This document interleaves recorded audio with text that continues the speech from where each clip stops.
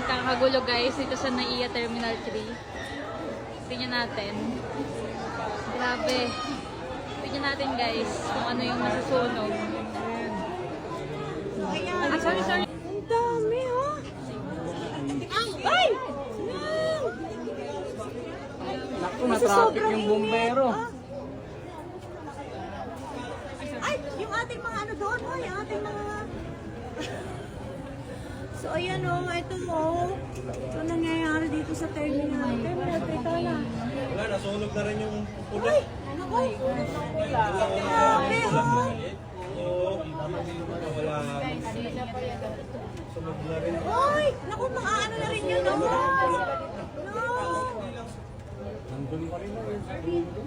Ito sila, oh. Oo, ang dami. Oh my God. Ay! Kasi ano yan, gasolina yan eh. Sa mainit ng panahon.